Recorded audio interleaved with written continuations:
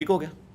علی بھائی، قرآن میں اکثر میں نے پڑھا ہے کہ شیطان تمہارا کھلا دشمن ہے، اور شیطان وصف سے دیتا ہے. اکثر ہم سنتے ہیں کہ بھی شیطان حاوی ہو گیا تمہارے اوپر.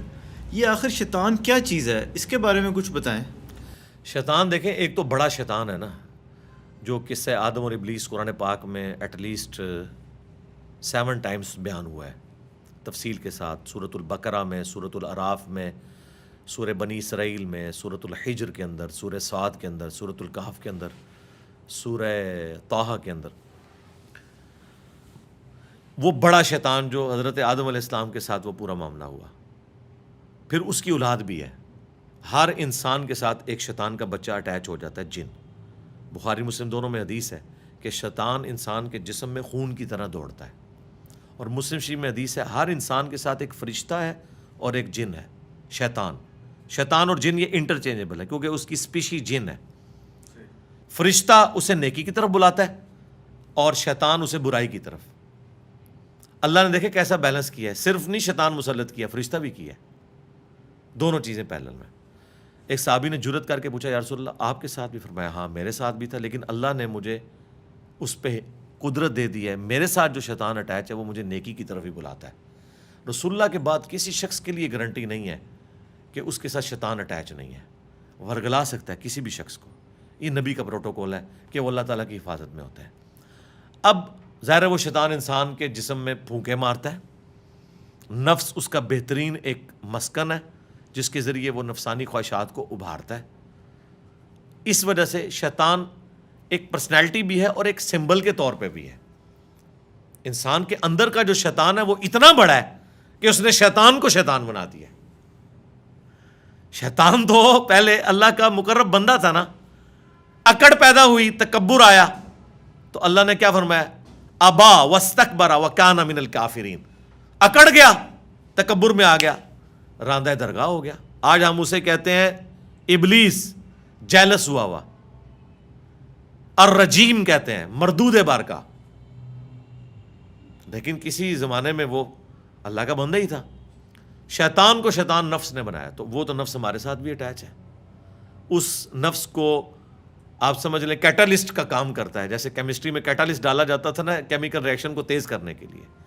اصل جس شیطان سے آپ نے بچنا ہے نا وہ اندر کا نفس ہے، جس میں وہ بڑا شیطان بھوکے مارتا ہے یا آپ کے ساتھ جو اٹیچ شیطان ہے. اور اس سے بچنے کا آسان طریقہ ہے وظائف ہے. لا حول ولا قوت الا باللہ، اعوذ باللہ السمیع العلیم من الشیطان الرجیم.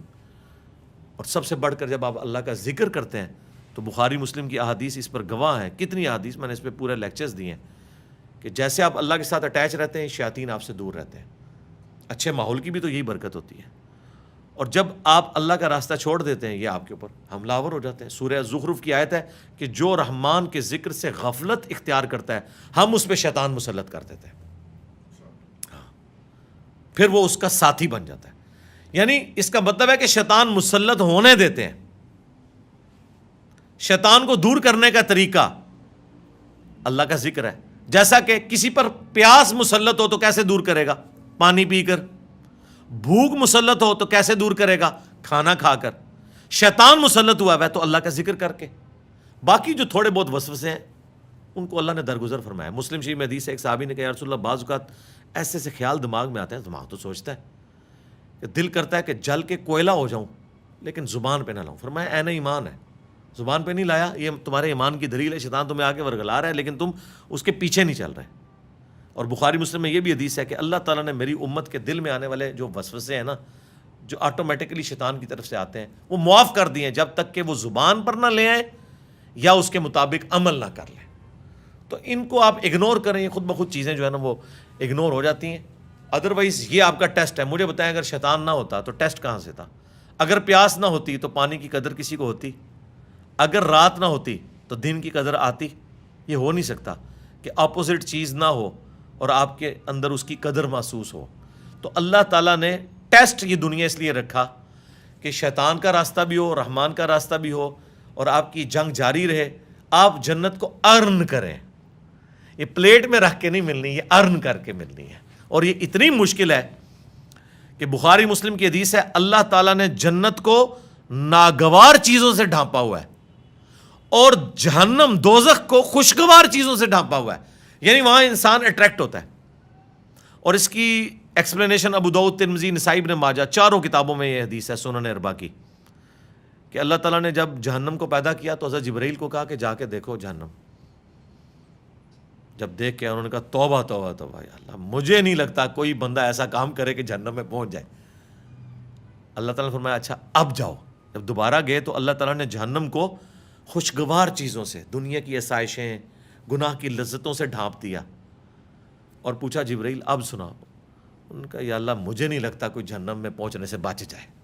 جتنا تو نے اٹریکٹفل اسے بنا دیا ہے نا کہ ہر اٹریکٹفل راستہ ادھر ہی جا رہا ہے، وہی تو آپ کا امتحان ہے.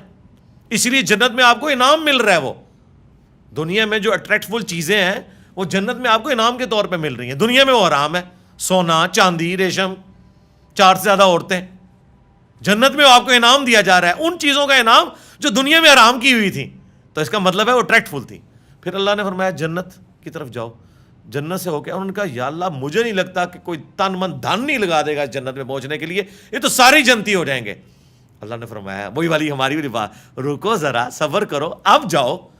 جب دوبارہ گئے حضرت جبرائیل، انہوں نے دیکھا یہ تو مشقتوں سے ڈھانپی ہوئی ہے.